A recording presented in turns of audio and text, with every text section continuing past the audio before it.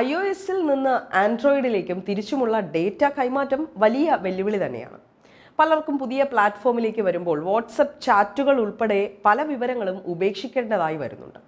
ഇപ്പോഴിതാ യൂറോപ്യൻ യൂണിയന്റെ digital markets act അനുസരിച്ച് iOSൽ നിന്ന് ആൻഡ്രോയിഡിലേക്കുള്ള ഡേറ്റ കൈമാറ്റത്തിന് എളുപ്പവഴി ഒരുക്കാൻ ഒരുങ്ങുകയാണ് ആപ്പിൾ. iOSൽ നിന്ന് ആപ്പിളിൻ്റേതല്ലാത്ത മറ്റ് OSകളിലേക്ക് ഡേറ്റ കൈമാറുന്നതിന് ഉപഭോക്തൃ സൗഹൃദപരമായ മാർഗമൊരുക്കാൻ പ്രവർത്തിച്ചു വരികയാണെന്ന് ആപ്പിൾ വെളിപ്പെടുത്തിയിരിക്കുകയാണ്.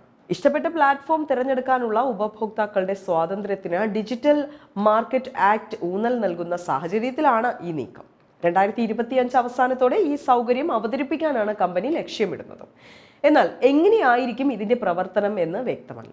ഗൂഗിൾ ഉൾപ്പെടെയുള്ള മറ്റ് OS നിർമ്മാതാക്കൾക്ക് പ്രത്യേകം മൊബൈൽ ആപ്പുകൾ നിർമ്മിക്കാനുള്ള ടൂളുകൾ ആപ്പിൾ നൽകിയേക്കും. നിലവിൽ മൂവ് ടു ഐഫോൺ എന്ന പേരിൽ ഒരു ആൻഡ്രോയിഡ് ആപ്പ് ആപ്പിൾ വാഗ്ദാനം ചെയ്യുന്നുണ്ട്. ആൻഡ്രോയിഡിൽ നിന്ന് iOSലേക്ക് മാറുന്നവർക്ക് വേണ്ടിയാണ് ഈ ആപ്പ്. സമാനമായി സ്വിച്ച് ടു ആൻഡ്രോയിഡ് എന്ന പേരിൽ ഗൂഗിളും സൗകര്യമൊരുക്കിയിട്ടുണ്ട്. എങ്കിലും ഇവയ്ക്ക് പല പരിമിതികളാണുള്ളത്. സാങ്കേതിക വിദ്യാ രംഗത്തെ കുത്തക കമ്പനികളുടെ ആധിപത്യം നിയന്ത്രിക്കുന്നതിനുള്ള ഒട്ടേറെ നിർദ്ദേശങ്ങൾ ഡിജിറ്റൽ മാർക്കറ്റ് ആക്ടിലുണ്ട്.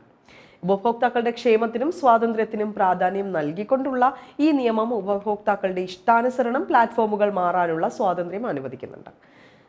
ഇത് പാലിക്കുന്നതിന് നിർബന്ധിതരായാണ് ആപ്പിൾ ഇപ്പോൾ സുഗമമായ ഡേറ്റ കൈമാറ്റ സൗകര്യം ഒരുക്കുന്നതെന്ന് പ്രഖ്യാപിച്ചിരിക്കുന്നത്. ഇത് കൂടാതെ തേർഡ് പാർട്ടി ആപ്പ് സ്റ്റോറുകൾക്കും കമ്പനി iOS തുറന്നു നൽകിയിട്ടുണ്ട്. ഇതോടെ ആപ്പിൾ ആപ്പ് സ്റ്റോർ അല്ലാതെ മറ്റ് ആപ്പ് സ്റ്റോറുകളിൽ നിന്നുള്ള ആപ്പുകൾ ഐഫോണിൽ ഇൻസ്റ്റാൾ ചെയ്യാൻ ഉപഭോക്താക്കൾക്ക് കഴിയും.